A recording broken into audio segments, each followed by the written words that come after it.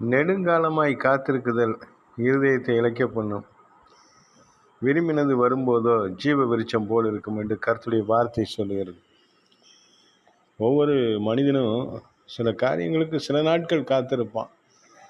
பல நாட்கள் காத்திருக்க வேண்டிய பொறுமை இருக்காது. ஆனால் சிலர் நெடுங்காலமாய் காத்திருப்பார்கள். நெடுங்காலமாக காத்து எப்படியாகிலும் இந்த நன்மை நம்ம வாழ்க்கையில் வராதா, இந்த உயர்வு நம்ம வாழ்க்கையில் வராதான்னு சொல்லி அவள் காத்திருப்பார்கள். அவளுடைய வாழ்க்கையில் அவள் எதிர்பார்த்திருக்க நன்மை வராமல் தாமதித்து கொண்டே இருக்கும். பிசாசு தடுப்பான், மனுஷங்க தடுப்பாங்க. அவன் நன்மையாக இருக்க மனுஷன் விட மாட்டான். ஒரு மனிதன் நல்லா வாழ்கிறது இன்னொரு மனிதனுக்கு பிடிக்காது. அவனை எப்படி ஆகிலும் கஷ்டப்படுத்துறதுல ஒரு சுகம். அது பிசாசுடைய ஆவி உள்ளவங்க மற்றவங்களை கஷ்டப்படுத்துறது, குறை சொல்கிறது, பில்லி சூனியம் வைக்கிறது, மற்றவங்களை கெடுத்து அதில் ஒரு சந்தோஷம் அடைகிறவங்க பிசாசுடைய குணாதிசயம் உள்ளவங்க. பொறாமப்படுறவங்க பிசாசுடைய பிள்ளைகள்.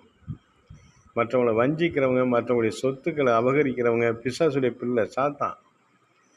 ஆனால் எல்லாரும் நல்லா இருக்கணும், என்னை போல நான் பிறனை நேசிக்கிறேன் அப்படிங்கிறது தான் இயேசுடைய பிள்ளை.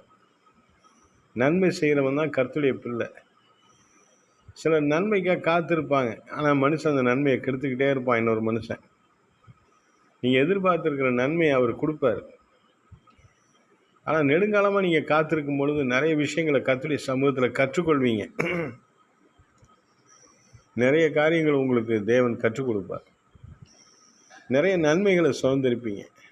போராட்டங்கள் எல்லாம் கர்த்தர் மாற்றுறதுக்கு முன்னாடி உபத்திரவங்களெல்லாம் கடந்து போனாலும் நீங்கள் ஒரு மெச்சூரிட்டி ஸ்டேஜுக்கு வருவீங்க. உங்களுடைய இருதயம் நல்லா பலப்படும், உங்களுடைய சிந்தனை நல்லா ஸ்ட்ராங் ஆகும்.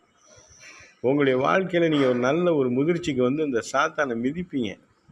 இந்த ஏற்றி நிற்கிற மனுஷங்களை நல்லா டேங்கிள் பண்ணி கடந்து போவீங்க. சில பிசாசுகள் என்றைக்குமே தொல்லை கொடுக்கறதா தான் இருக்கும். சில மனிதர்கள் பார்த்தீங்கன்னா எப்பொழுதுமே அந்த பொறாமையிலே இருப்பாங்க, மற்றவங்களை கஷ்டப்படுத்துறதுலே இருப்பாங்க, பில்லி சூனியம் வைக்கிறதே பழக்கமாக இருக்கும்.